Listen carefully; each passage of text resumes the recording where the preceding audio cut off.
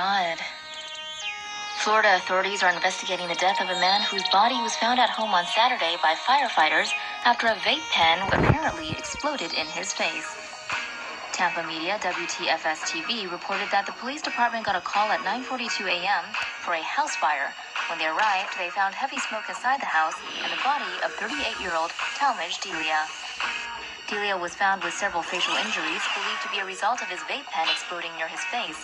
The fire department also suspected the explosion was the cause of the fire. The fire department said explosions can happen if the e-cig's lithium battery overheats, causing it to combust and send pieces of debris and shrapnel flying. A FEMA report from 2000 to 2016 shows that there were nearly 200 vape pen explosions, of which 29% of the victims suffered severe injuries. This incident could be the first vape pen death. The situation has left a neighbor who has a teen son shaken up. Authorities expect to determine an official cause of death early this week. Another Eagles fan goes viral. Yesterday, there was the Eagles fan who got up close and personal with a subway pole. Today, we show you this Eagles fan who had a mix-up with a police horse. The mix-up happened prior to the Philadelphia Eagles' dominating win over the Minnesota Vikings. When a mounted state police officer was attempting to clear a crowd near the stadium, 19-year-old Andrew Tornetta refused to cooperate and became very aggressive at the cop. The teen decided to show the police some brotherly love by punching the horse right below its eye, then tried to cowardly hide in the crowd. The brainless teen was charged with aggravated assault, simple assault, and recklessly endangering another person. Snake busts into internet cafe and scares the crap out of patrons. A group of users at an internet cafe in Ang Thong, Thailand got the scared out of them when an unexpected customer showed up at the door. The security camera footage captured on April 8th shows the moment the sneaky serpent, a rat snake, enters the room and immediately causes chaos, jumping into the joint and slithering around the room as the poor lads try to get on top of chairs or run for their lives. Here's some great news. We've got multiple angles to show you, and as you can see, each is just as entertaining as the last.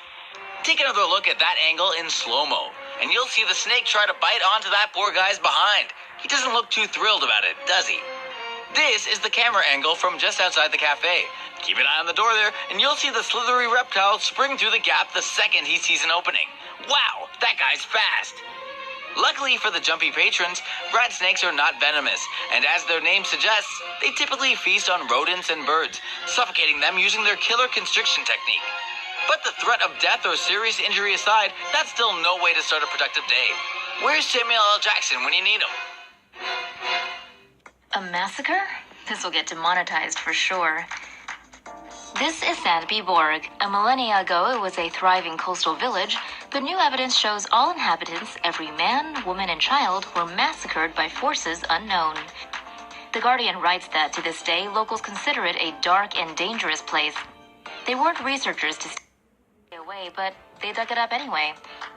Research published in the journal Antiquity details a 1,500-year-old attack on the ring-fort village of Sandbyborg and on the southeastern Swedish island of Åland. To date, 3 of 53 houses have been excavated and the remains of 26 people have been found, including children. One of these contained 9 bodies. Those remains included mostly adults, 3 children, and an infant that were found inside.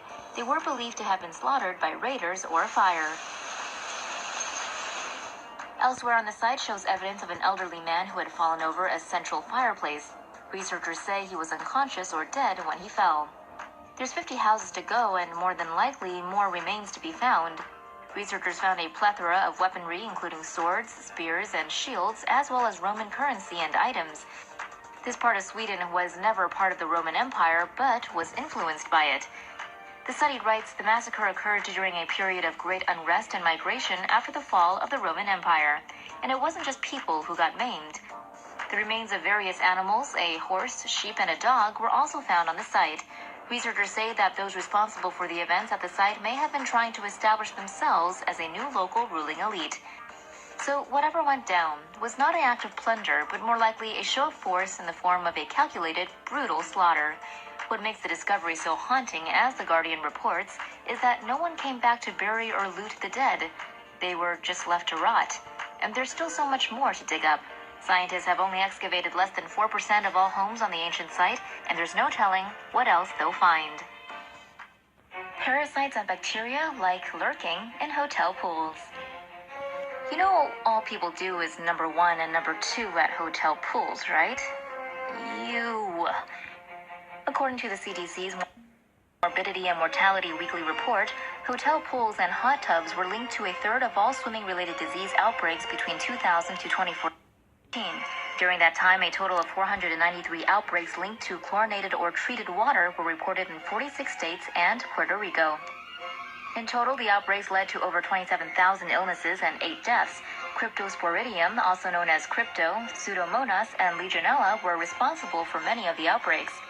Crypto is a parasite that can survive even in properly maintained pools.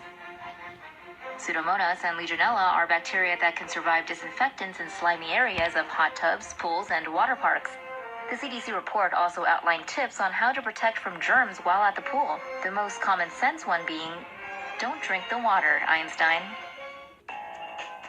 Most of the world's honey has pesticides in it. Are you getting enough insecticides in your daily diet? Well, looks like honey is a sweet source for it. Neonicotinoid pesticides are showing up in honey on every continent with honeybees. Around 200 samples of honey were tested, and 75% were found to contain measurable levels of at least one of the 5 common neonicotinoids. The insecticide works by targeting crop-destroying insects' central nervous system. A number of studies have also found that the insecticide reduces and weakens honeybee hives. Pesticide levels varied between regions. In North America, 86% of samples contain pesticides. Asia, 80%. Europe, 79%. Africa, 73%. The Australian region, 71%. And South America, 57%. Bees and other pollinators are necessary to 3/4 of the world's food crops, but have been declining in number in recent decades. Destruction of wild habitats, disease, and massive pesticide use are all contributing factors. That's awful. Madagascar officials have arrested 3 people in southwestern Madagascar for a case of animal poaching after finding over 10,000 tortoises cramped inside a house. When authorities entered the house in Toliara, 9,888 of the radiated tortoises were alive and in poor condition, while 180 were dead. Animal rescuers loaded the tortoises into 6 trucks to transport to a wildlife facility. The process took several trips. Radiated tortoises are an endangered species. There are only about 3 million of them left due to the loss of forest land on the island, and animal poachers either sell locally as bushmeat or smuggle them overseas to Southeast Asia or China. Although the tortoises were looked after by a veterinarian, a week later about 574 of them had died from either dehydration or infection. 2 men and a woman have been taken into custody. The men were found burying dead tortoises on the property when rescue teams arrived. According to the Turtle Survival Alliance, the tortoises left will be kept in captivity to keep them safe and alive. The rescuers think there's someone or an organization behind the incident, as they believe the house was just part of a much larger operation, considering the vast number of tortoises that were poached.